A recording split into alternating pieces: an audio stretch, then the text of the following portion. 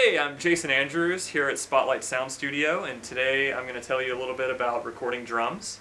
We'll go ahead and start with the overheads. I'm using Neumann U87s. This is a matched pair, and they're large diaphragm condenser microphones.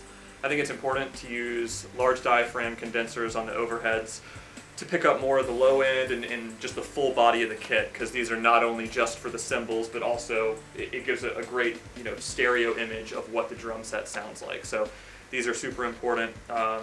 Much like these small diaphragm condenser microphones, this is the Neumann KM184. I'm using those on the cymbals, but I don't need as much low end, so the small diaphragm works better there for me. You could, flip these and use the U87 on the hats, but it makes more sense to me this way. Moving on the snare drum here, I'm using two SM57s, one on the top and one on the bottom.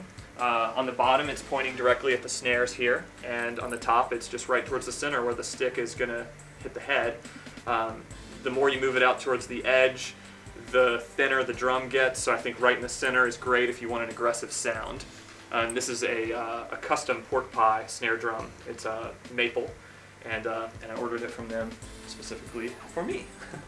And this kit is a Tama Birch Silver Star kit. On the toms, I'm using the Sennheiser MD421s, just pointed towards the center, a couple inches out. And I feel like that gets the warmest and brightest sound, because you get that, the stick attacking the head. For the kick drum, I have two different mics. On the inside, the same thing as the toms, the Sennheiser MD421. I'm trying to just pick up that beater sound, so I got inside the drum and it's pointed at the beater. And then on the outside, I have this Royer R121, which is a ribbon mic. And I think that it has a really warm sound, and I think it's great for the outside of the kick drum. One thing that I always try and make sure that I do is angle it down so that the wind isn't directly hitting the ribbon. That protects the mic and I think just yields a better sound. As far as the rooms, I have AKG 414s and an XY pair, and that just picks up the ambience. These again are large diaphragm condenser microphones, just like the overheads, the Neumanns that we used. And the large diaphragm helps pick up the low end and just the whole picture of the room. This is more of a big picture than those overheads are. And finally, I have this auxiliary mic. It's actually a telephone that I wired up as a microphone. It gets kind of a trashy sound. It sounds terrible by itself, but it's pretty cool to use as an effect or to blend in with the kit. It just kind of has like a nasally punch to it. And we'll explore that in a little bit.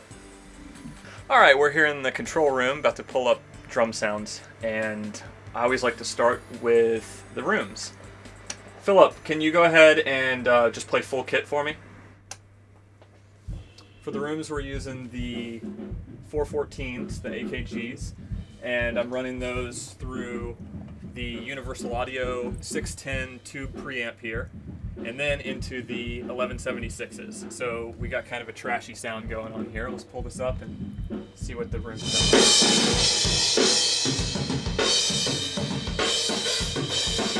like. Next, I'm going to go into the overheads, and I have the U87s running through the Avalon here, the AD 2022, and then that is actually going into my TK Audio mastering rig, which is an equalizer and a compressor. So we have that to use on the overheads. Will you play full kit for me and be sure to use your crash cymbals? So let's see what these guys sound like.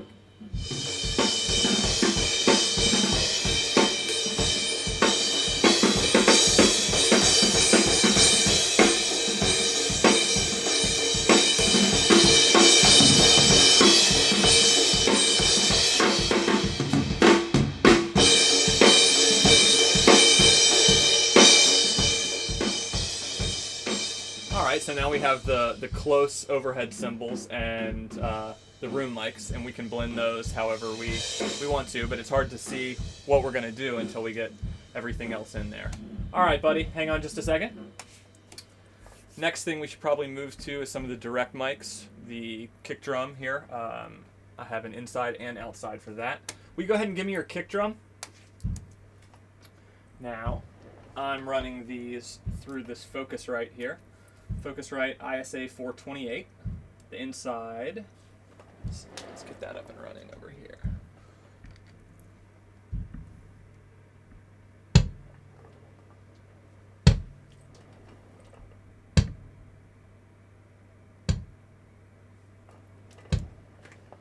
Good. Now let's get the outside signal.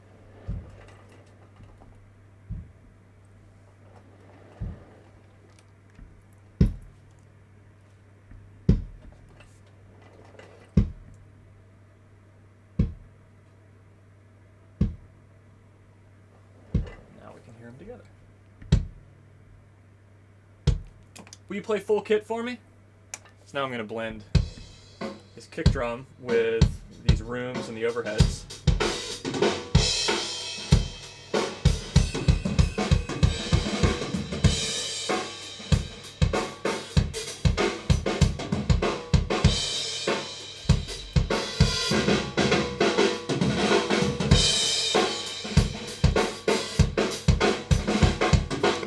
All right, nice. Will you go ahead and give me your snare drum? All right, we're going to move to the snare. We got the 57s on there, and it's also running through the ISA 428 here. Got the top and the bottom. Let's see.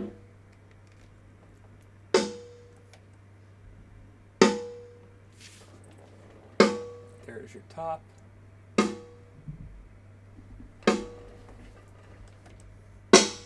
And here's the bottom. Now, watch your phase here, because when you mic the top and the bottom of something, one's almost always out. So.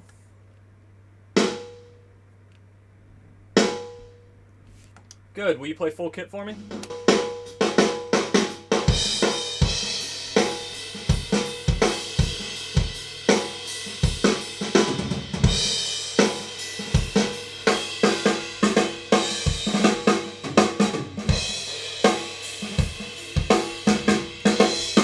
Nice.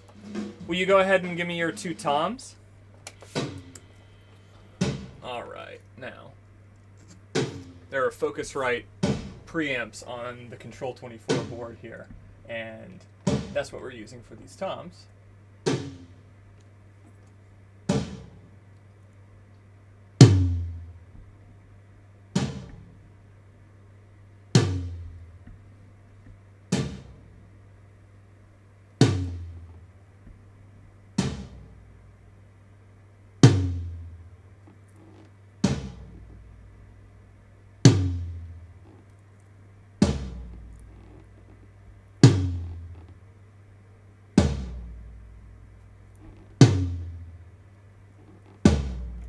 Sounds great. Will you play full kit and use those toms for me?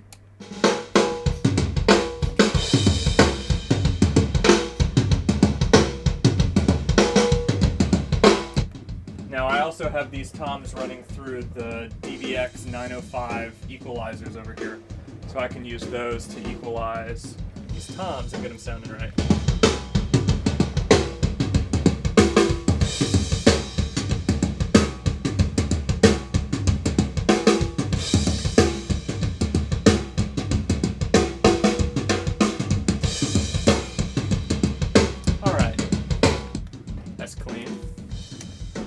All right, just a second, Philip. Will you play a beat for me using your hi-hats? On the hi-hats, I'm also using the Control 24 preamps here, which are Focusrite.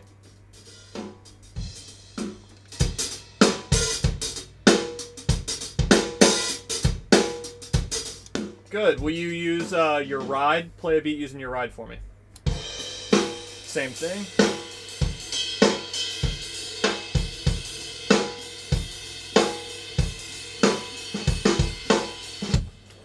And now, I have that microphone that's actually the handset of telephone. Let's pull that up, see what she sounds like.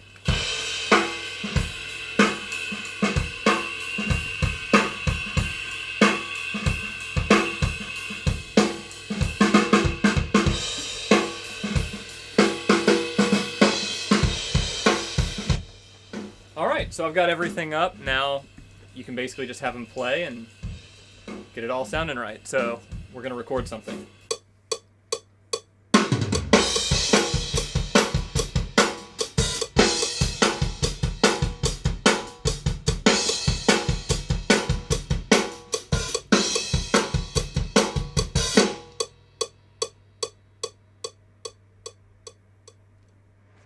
Good, thanks.